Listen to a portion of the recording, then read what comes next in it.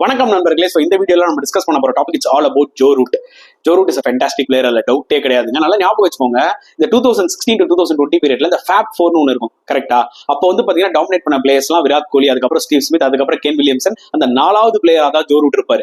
ஆனா லாஸ்ட் 4 வருஷத்துல நீங்க எடுத்து பாத்தீங்கன்னா அந்த ஃபேப் 4ல இருக்கிற ஃபர்ஸ்ட் பிளேயர் ஜோ ரூட், அதுக்கப்புறம் தான் ஸ்டீவ் ஸ்மித், அதுக்கப்புறம் கேன் வில்லியம்சன், அதுக்கப்புறம் தான் விராட் கோலி. விராட் கோலி லாஸ்ட் 5 இயர்ஸா டெஸ்ட் கிரிக்கெட்ல பெருசா ஒன்றும் பண்ணதில்ல, ஒரு 3 to 4 ஹண்ட்ரட்ஸ் தான் அதிகமாவே அடிச்சிருக்காரு.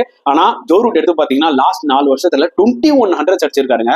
திஸ் இஸ் ஜஸ்ட் அன்பிலீவபிள் தான் நான் சொல்லுவேன். அது மட்டும் இல்லாமல் இப்போ ஓவரால் டெஸ்ட் ரன்ஸ்ல செகண்ட் பொசிஷனுக்கு போயிட்டாரு. ஃபர்ஸ்ட் வந்து பாத்தீங்கன்னா இன்னைக்கு டிராவிட கிராஸ் பண்ணாரு, அப்புறம் கேலிஸை கிராஸ் பண்ணாரு, அப்புறம் ரிக்கி பாண்டிங்க கிராஸ் பண்ணாரு. பாத்துக்கோங்க, எல்லாமே லெஜெண்டரி பிளேயர்ஸ். இப்போ அவருக்கு மேல இருக்கிறது கிரிக்கெட்டிங் காட் சச்சின் டெண்டுல்கர் மட்டும் தான். நல்லா ஞாபகம் வச்சுக்கோங்க, ஜோ ரூட் எல்லாமே அச்சீவ் பண்ணியிருக்காரு ஒரு விஷயத்தை தவிர.